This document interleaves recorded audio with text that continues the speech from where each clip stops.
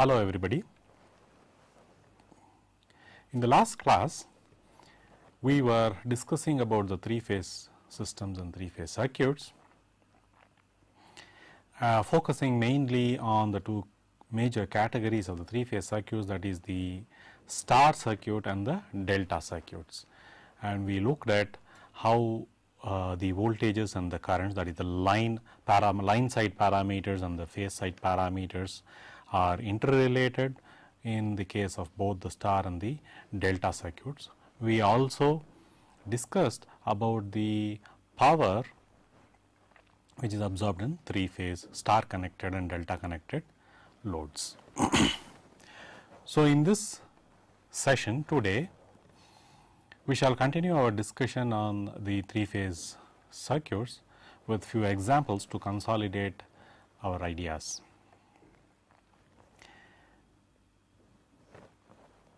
Right in the beginning of the three phase circuits, we started with the star type of a connection and then eliminated the neutral. That is, we started with a 6 wire system and then eliminated 2 wires, made 3 of the return paths common, and it became a 4 wire system. And then we eliminated the common neutral wire, which is the 4th wire, and made it into a 3 wire system, with the assumption that the loads were balanced, and because the loads were balanced, the instantaneous current flowing through the neutral wire, IA plus IB plus IC, is always 0. So, we saw from the 3-phase sinusoidal diagram that the instantaneous value is always 0. But if the load is not balanced, then what happens? So, we shall have a look at such a system. So, let me draw the 3-phase load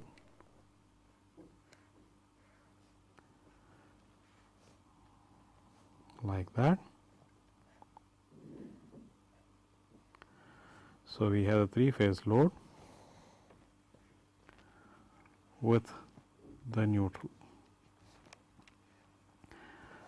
So, let us call this as A, B, C as usual, and we take the B phase and give it here, and we take the C phase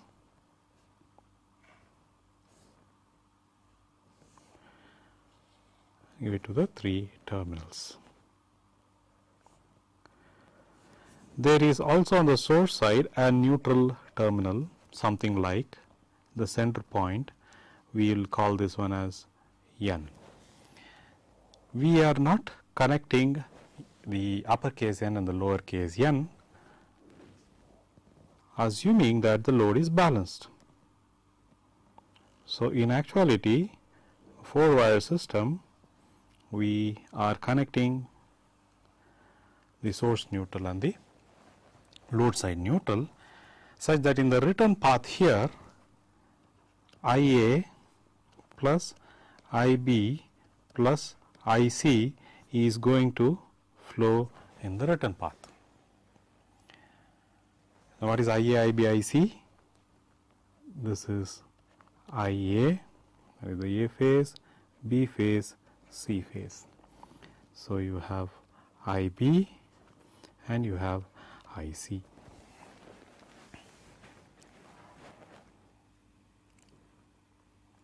Now, if suppose they were all equal, all the 3 phases had equal loads, that is the load resistances of every phase is same and the value of R, then IA, IB, IC, that is the instantaneous value. I am not talking of the effective values, the instantaneous value is as shown here, as given here, because here you are giving a voltage which is, let us say, the reference, that is, let us say, angle 0, that is E line angle 0, E line angle minus 120 degrees, E line angle minus 240 degrees. So, this is how you are giving. Now, the currents, if you look at the currents, the line currents and the line voltage. If you see this line current and the line voltage, there is going to be a phase shift. The voltage, we saw that the voltage across the phase EAN, okay, will be in phase with the line current in the case of the star circuit, which is IA, or IA into R will be EAN, this is EAN. However, EAB is going to lead EAN by 30 degrees. EAB leads EAN by 30 degrees. This we saw.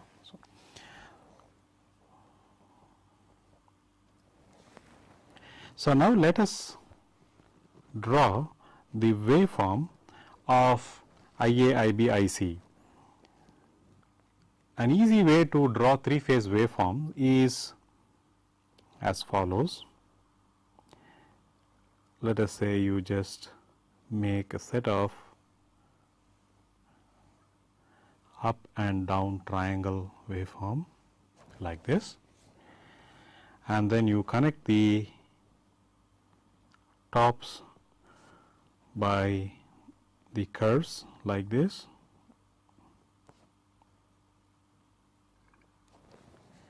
and then the bottom portion of the triangles also are connected in this manner neatly and smoothly,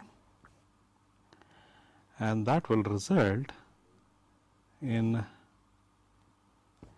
a nice neat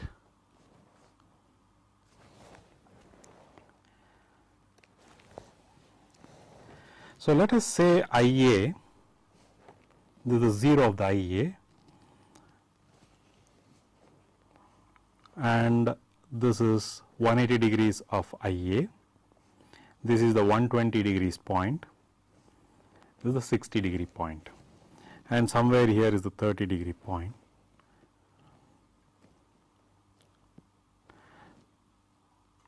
And this would be also 30. So, let us say IA lags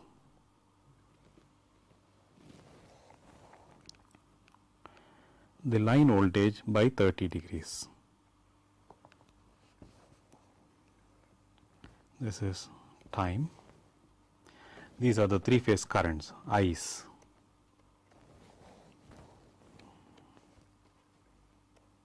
These are the currents. Now, let me keep IA in blue. This is IA, and we can take the green color for IB, which is lagging IA by 120 degrees. You see that IB is lagging IA by 120 degrees. This is 120 degrees. Now, this would be 30 degrees. See that IA is lagging the reference. In this case, the reference would be the line voltage, let us say. It is lagging by 30 degrees with respect to the line. And let us take the red waveform to 40 degrees.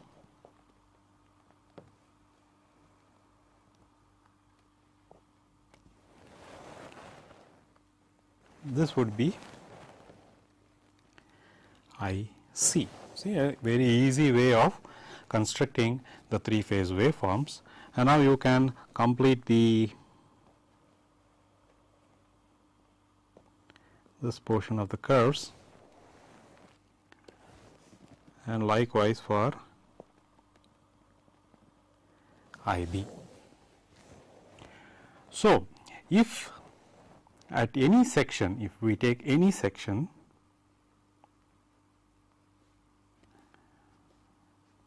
if the load is balanced, by balanced we mean that all the loads are of equal magnitudes, then at any section at any given instant, I A plus I B plus I C is equal to 0. So, I C is positive max, I A is negative half, I B is also negative half at this point, and therefore, you have 1 minus 0.5 minus 0.5, which is equal to 0, and so on throughout the range. So, now what happens when the loads are not balanced, which means some value of the load or the resistance is a different value. So, let us say that the I A value, that is the R connected to the A phase, is instead of R, it is R1, and we will go, and R1 is not equal to R. So, what happens is that, let us say R1 is lesser than R, which means more current or more IA flows through the R1 resistance. So, this would mean that we have an IA which is having a different magnitude compared to the other two. So, now the IA is not the blue, IA is now the violet or the purple colored waveform. This is our new IA. Now, this IA is having a different amplitude compared with IB and IC. So, this makes this relationship invalid, meaning IA plus IB plus IC has a finite value which is not equal to 0.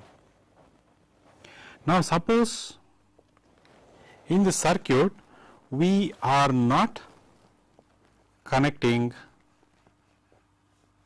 this, we are not connecting the neutrals of the source and the load, then there is no path for IA plus IB plus IC to flow in this return path, that is the neutral line. So, therefore, what happens at this point, the summing point junction, Kirchhoff's current law states that the sigma IA plus IB plus IC should be equal to 0, which means the excess current should get divided into the other two phases. So, it is not purely IC which was in the case of the balanced load that would be flowing here, and IB. So, it will be, there will be a part of IA which will get mixed into IC, and a part of IA gets mixed into IB, and that changed magnitudes of IB and IC is going to get multiplied by R and get reflected as the voltage drops. So, the voltage drops in this phase will now change. If it had been as in the case of the balanced condition, let us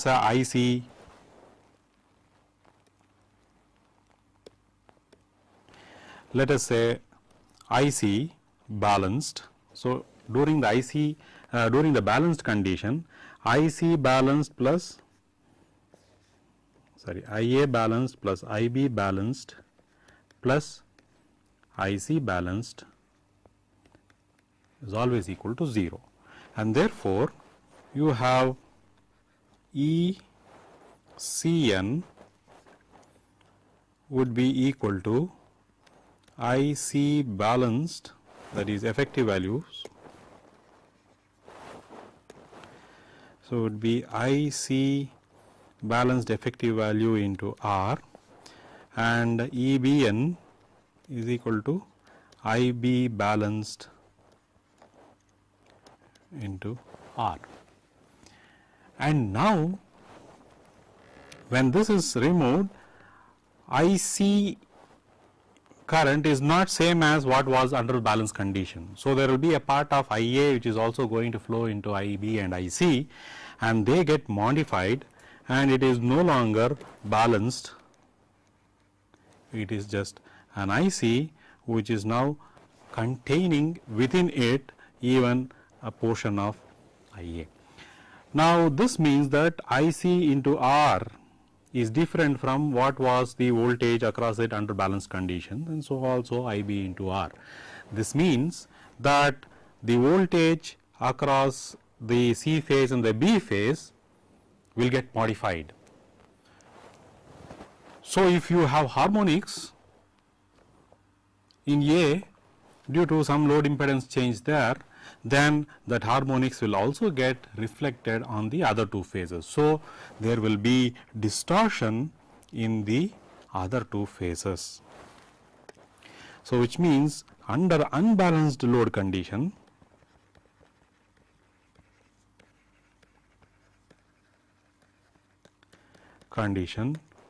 the phase voltages will get distorted. So, the distortion may be in magnitude or frequency or both. To have an harmonic distortion also in it is possible, depending upon the type of the mismatch in the load. So, this is a condition which can occur if the neutrals are not connected. So, therefore, when you have a situation, when we have a situation that the load may be unbalanced, then one has to connect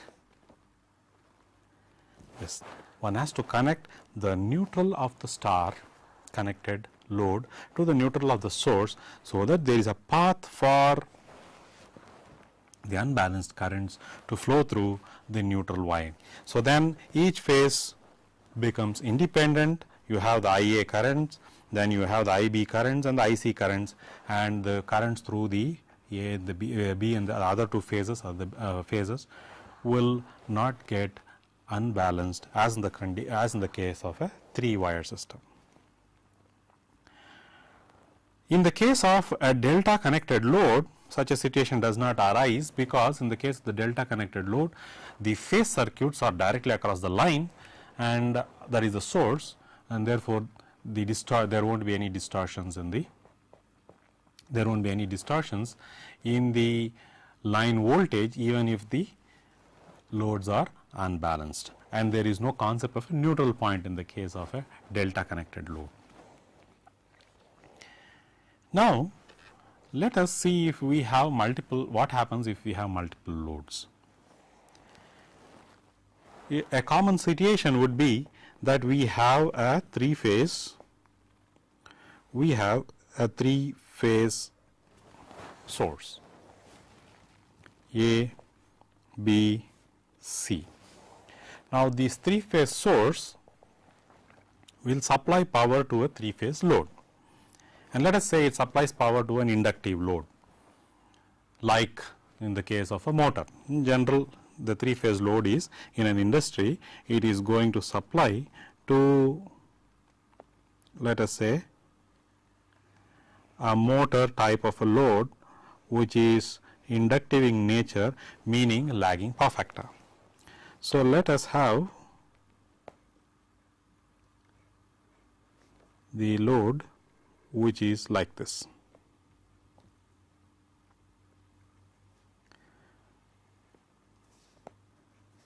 equivalent load which is like that, let us say. So, this is our load.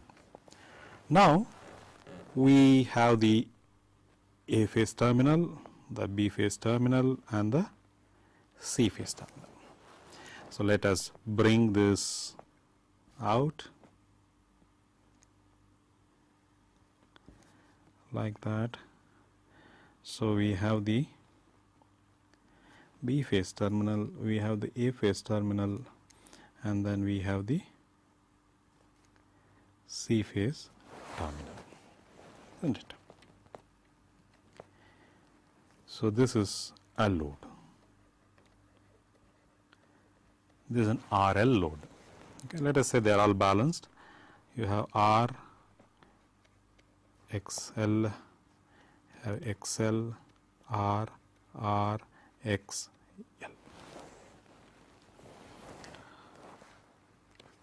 So, we make a connection the source between the source and the load. Now, if this is having a large reactive component, then the power factor is going to be very bad, very poor, isn't it? The power factor angle is given by tan inverse of XL by R for every phase, and therefore, you could if the L value, that is the inductive reactance, is going to be very large, then the angle can be large and therefore, the reactive power that is being drawn from the source can be quite high. So, in order to reduce the reactive currents that are being drawn from the source side, so that the ratings of the source or the generator can be more optimally used. Normally, in the industry, they try to improve the power factor from the line side by connecting a capacitive kind of a buffer in between the load here to act as a reactive generator. So, let us have the capacitors connected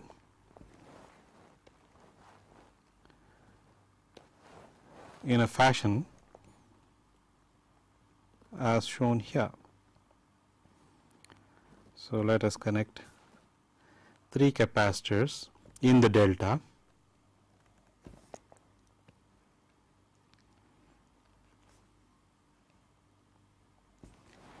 as shown here. So, let us call this one as A, B, C of the capacitors, and let us link it up. A connected to the A phase, B is connected to the B phase, C is connected to the C phase. These are C, C or XC, XC, XC capacitive loads.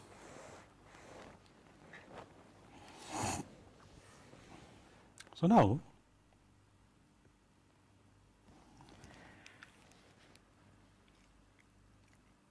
let us analyze this particular configuration. It's a pretty common configuration that you will come across, and study the vector diagram how it looks like. For us, let us now have the reference. The reference is, this is E A B,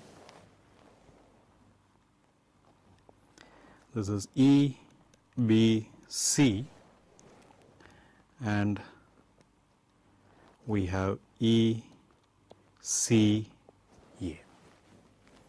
So, these are the line voltages, line voltages.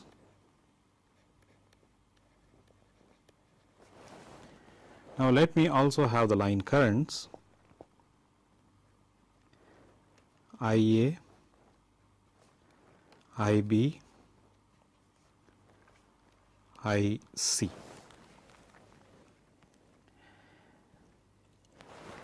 Now, at this point, let the currents get split between the reactive capacitive reactive load and the RL load.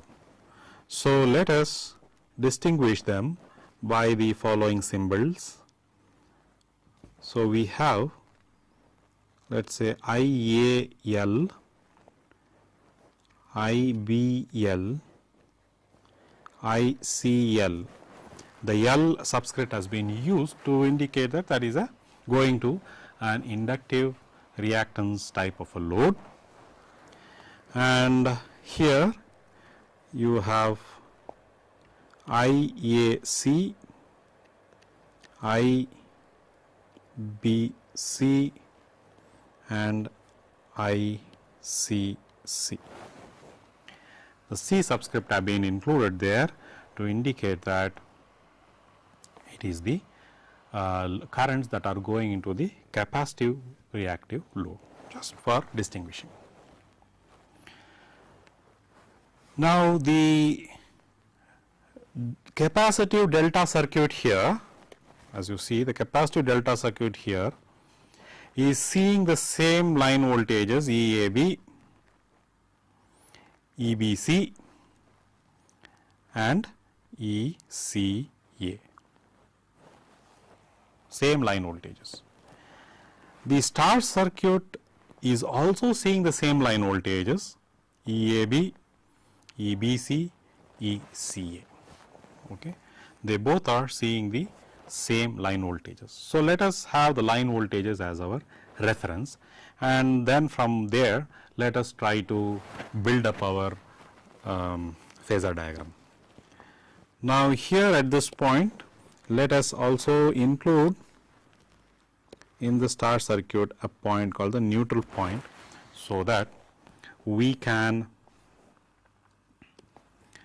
say that this is EAN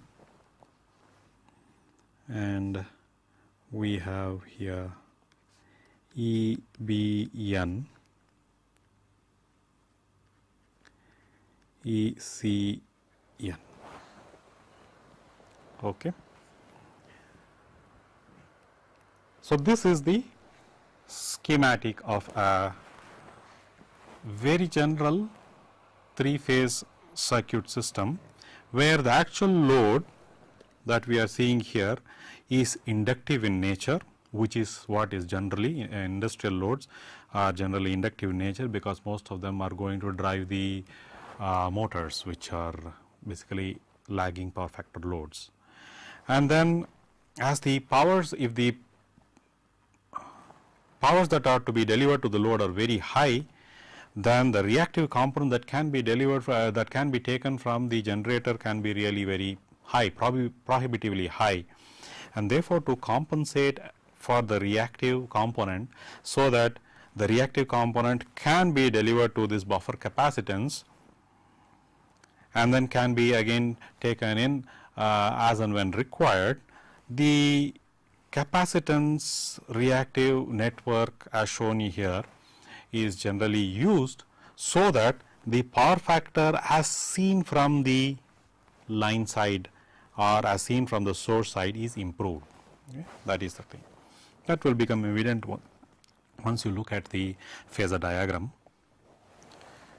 So, this let us copy using the, so we make a copy of that and keep it for future reference, and let me paste it here and bring it as close, so that we make some space here to write the phasor diagram. Now, the line voltages. So, let me draw the line voltages with black color. So, EA, EB, EC can be shown in this fashion. So, EAB, let me put EAB like that, because there is a delta circuit, I am trying to follow that triangle EAB. Now, the capacitance current IAC, IBC, ICC, they are the line currents for the delta network, and EAB, EBC, ECA are the line voltages. Now, if you look at the currents in the phase, the currents in the phase are going to lead the voltages across the phase, because it is a capacitive network.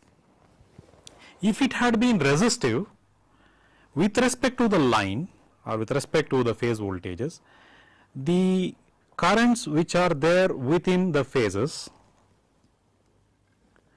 would be lagging the line voltage by 30 degrees, as we saw in the last session. If you want to recall, if I put back the delta network circuit which we discussed in the last session, we have IA, IB, IC, and then the currents within inside in the phase circuit. You see that the phase currents make up, the phase current is in phase with the line voltage, and the line current is now lagging by 30 degrees EAB, if it had been resistive. Now, if it had been capacitive, pure capacitive, then the line current here will now lead corresponding to this point by 90 degrees, or we will say IAB is going to be 90 degrees with respect to this here, and ICA, also capacitive, is again 90 degrees with respect to here, and therefore, the whole thing is, the whole triangle here is going to shift by 90 degrees with respect to the current position, which means IA will lead EAB by 60 degrees. So, coming back here, for the capacitive network, you will see that IA is going to lead, IAC is going to lead EAB.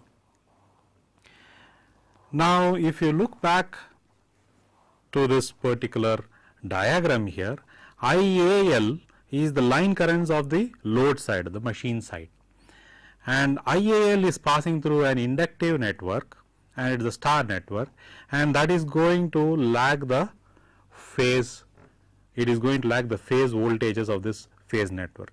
Now, how is EAN, EBN, ECN related to EAB, EBC and ECA?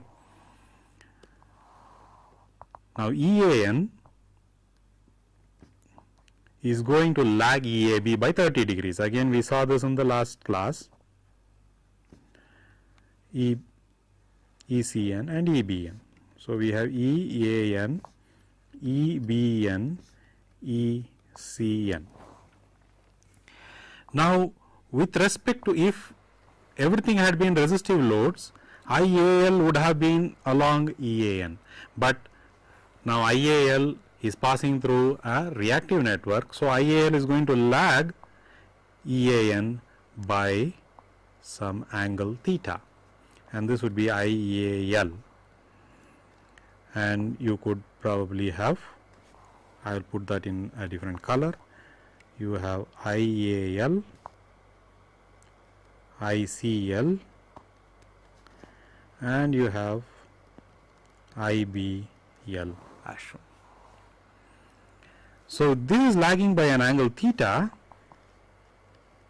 which is given by tan inverse of XL by R. So, depending upon the load, the theta angle here is going to be different. Now, if we look at the current IA, now IA is a vector sum of IAC and IAL, IAC and IAL, and therefore, if we superpose IAL on IAC, we get IA, we get IA. So, now IA is the, by applying KCL, we get IA as the vector sum of IAL and IAC, and you see that IA is now almost in phase with the EAB, because we have put a capacitive network. If the capacitive network had not been there, IA would have been IAL itself, which means lagging EAB. IA would have been IAL itself, which is lagging EAB by a significant angle. But because you have put we have put a capacitive network which is resulting in an IAC, a leading current, which combines with IAL, the load current, to provide a line current which is almost in phase with EAB. So, this improves the power factor as far as your line side portion or the generator side or the source side is concerned. So, this is an important industrial application which is normally practiced.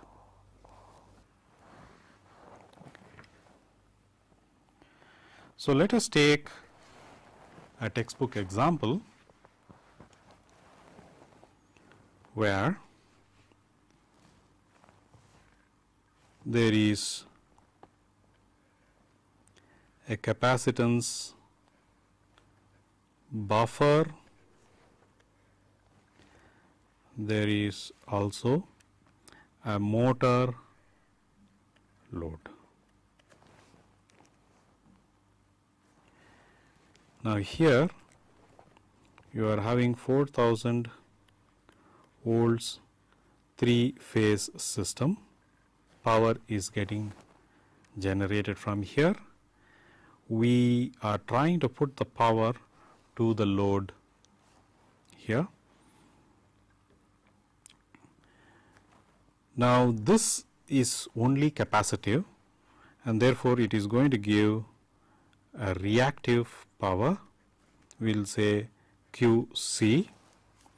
Now, this power is having two components because it is inductive. There is one part which is active, which flows into the motor, we will call that one as P1. There is another part which is reactive, inductive, which is again fed back to the mains, and that we will call it as QM, the motor. So, therefore, the line side will have two components of power flow, again a reactive and a active. The active portion is only to supply the active part in the motor, which goes to the mechanical load. So, the source is going to supply of course P1, and it is also going to take in some reactive component of power, we will call that one as Q line. So, you have a reactive component of power Q line, the line side, QC in the capacitive side, QM on the motor side. There is only one active component which is taken from the motor to the mechanical domain, that is P1, gets supplied from the mains, which is similar to the diagram that we have been seeing here. We have the 3-phase delta connected capacitance network, which is the reactive component, which will supply the reactive power which is stored in it, and we have also the active power which is getting into the load here, which is represented by the R's, and we also have the reactive component in terms of XL.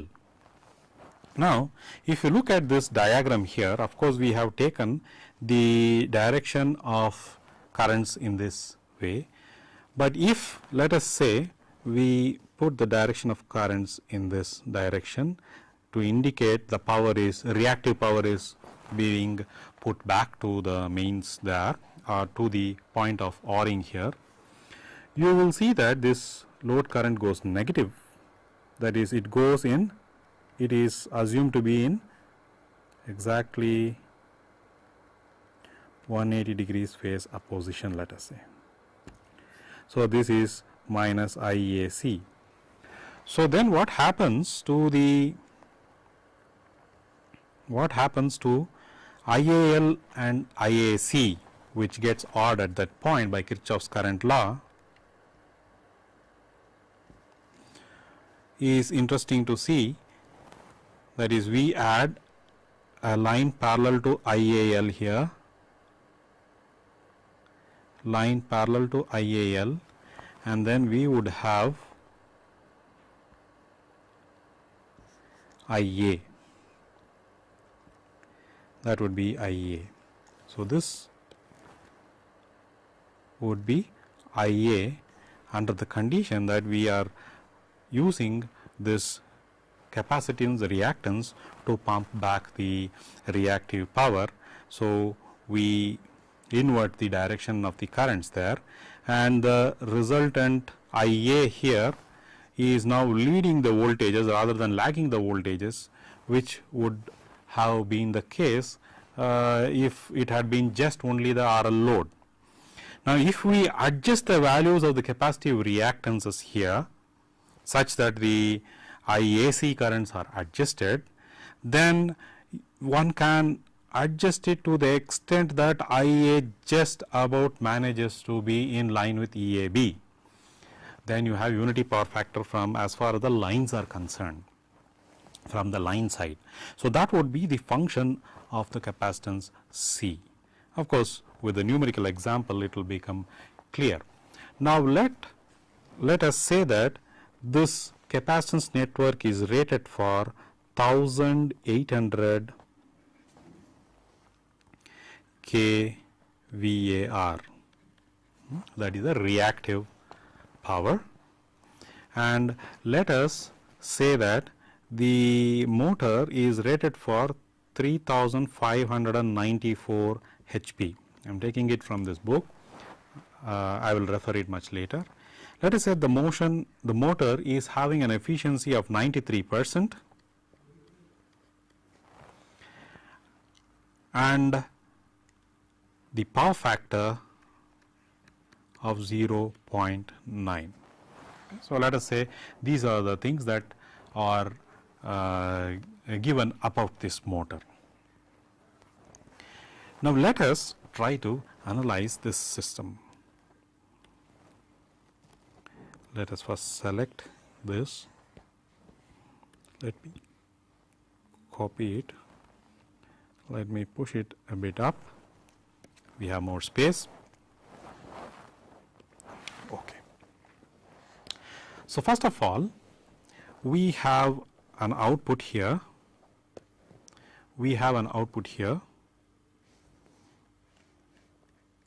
which says it is 3594 HP or 3594 into 0.746 conversion factor, and which will give you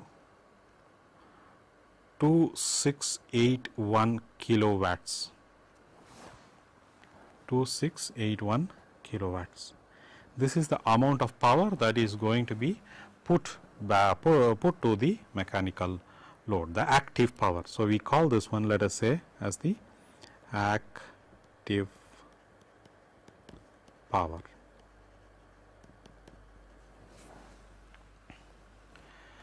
Now, this is at the shaft, active power at mechanical shaft, let us say. Now, the active power absorbed by the motor would be by the efficiency. So, P1 will be equal to 2681 by efficiency, which is 2681 by 0.93, which comes out to be 2883 kilowatts. So, this is the active power that we are putting to the load or the motor. Now, what is the apparent power? The VA. So, the kVA is the active power by the power factor. Active power divided by cos of theta, and cos theta is given as 0.9, and that is 2883 by 0.9, which is 3203 kVA as far as the power is concerned. This is how it. So, which means you have 2883 kilowatts active power. There is some reactive power component, and then because we have know the angle theta, theta is cos inverse of 0.9. So, cos inverse of 0.9 is 25.8 degrees. So, we will say this is 25.8 degrees, and the kVA is 3203 kVA. So, what is the reactive component? So, the reactive component is given by root of 3203 square minus 2883 square, and that is equal to 1395 kVAR. So, this is 1395 kVAR. So, this would be our power triangle. As far as this portion, that is the load portion, is concerned, without now having considered the capacitance reactive circuit that we have put in there. Now, if the capacitance circuit is put, which is 1800 kVAR rated, now that capacitance is going to generate QC. So, you see that QC we are showing in this direction, but actually this is a passive circuit. So, if this is 1800 kVAR reactive circuit, passive, this is not a generator, the QC now we are pointing in the other direction is minus. So, therefore, QC is, but still I am going to put it back again to minus 1800 kVAR. So, on the line side, what you actually see is QC plus QM of the motor, which is minus 1800 plus, because this is capacitive, whereas QM is positive, which is inductive. So, inductive is having a polarity 1395. So, in the power diagram we have this as inductive, and therefore, the positive, and this is capacitive, and therefore, the negative sign. So, therefore, QL in total will be minus 405 kVAR. So, you see here that interestingly in this whole scheme of things, this is 2883 kilowatts, and this is having a minus 1800 kVAR. This is minus because capacitive.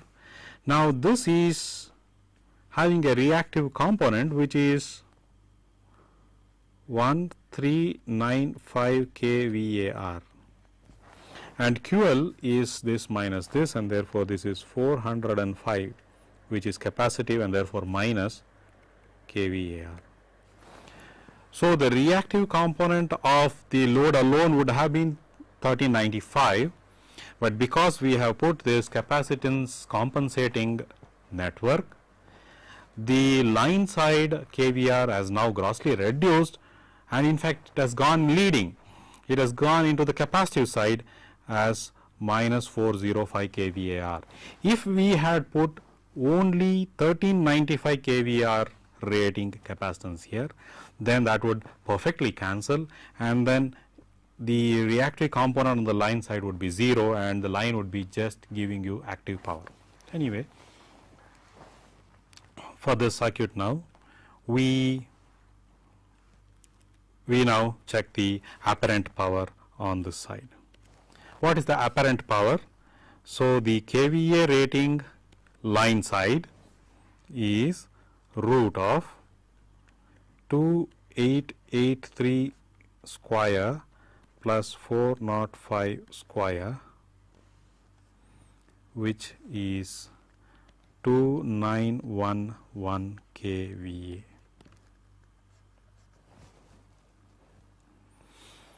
And what is the line current? IL, which is equal to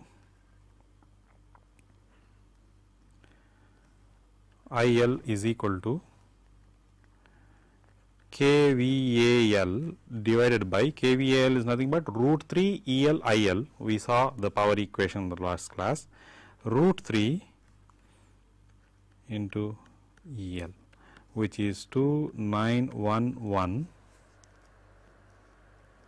kVA, which means VA divided by root 3, and we have a 4000 volts machine. So, therefore, this comes to 420 amps. So, the current through the mains would be 420 amps. So, what would be flowing here would be 420 amps. Let us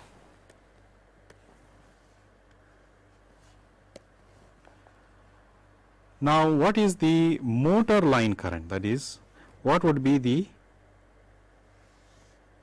current here? Motor current or the motor line current. Let me say it is the motor line current.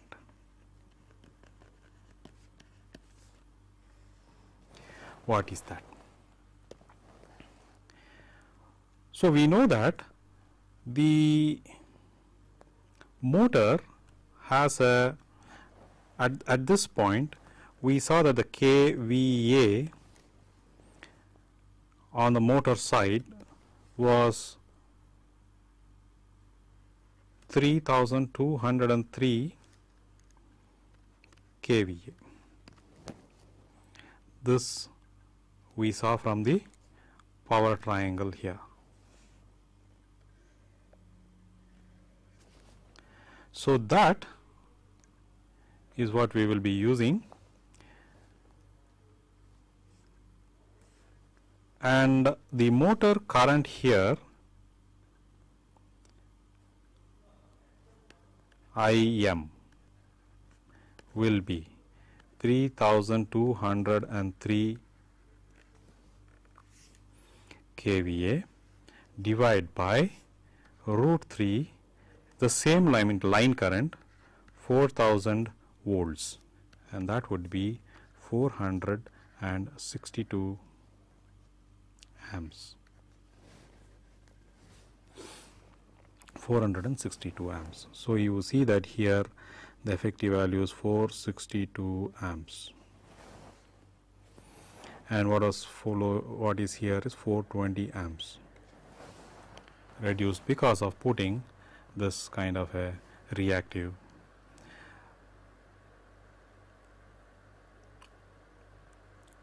Now, what is the current that is flowing through here? Let us call this as IC. So, IC is QC, which is 1800 kVAR divided by root 3 into EL, which is 4000, which is 260 amps, and this is 260 amps, and that is actually minus because of the reactive nature.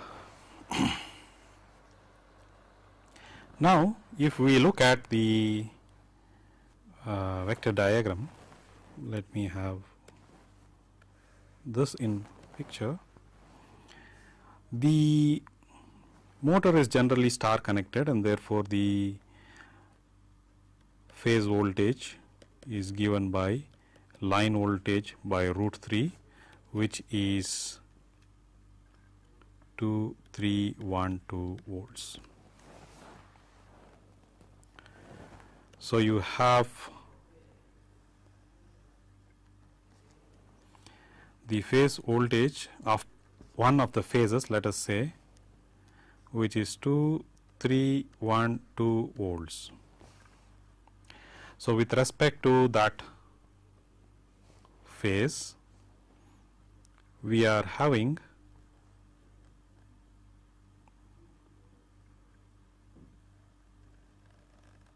an IL which is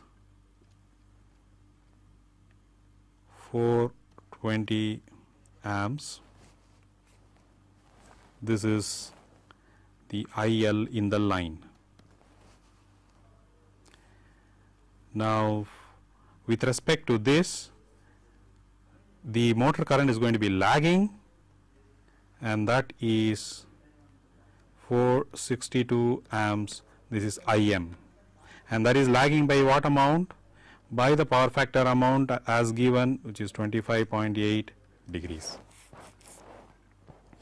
And then we have the IC, which leads,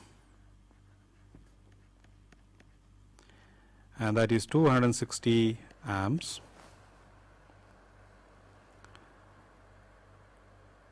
So, you will see that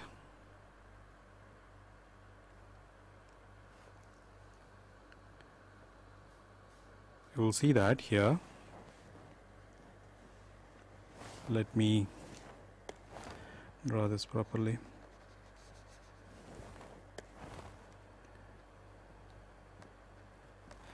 (462 amps). This is IM. So, IM plus IC will give you IL, and because of the reactive nature of IC, we see the improvement in the power factor as we discussed earlier, and that makes it in phase. That would make. So, if we adjust the value of IC by adjusting the values of the capacitive reactance, one could make it in phase. Now, IL had a leading reactive component, has a leading current, because the reactive component on the line side has minus 405 kVAR, which is due to excessive capacitive capacitive reactance on the compensating network. So, this had more capacitive reactive power being fed into the mains, and therefore, this leading part. So, if this is adjusted, that could be made in phase. Okay. So, this is one such interesting example, a bit complex, but still it gives you the whole picture of the 3-phase circuit. We stop here and continue in the next class. Thank you.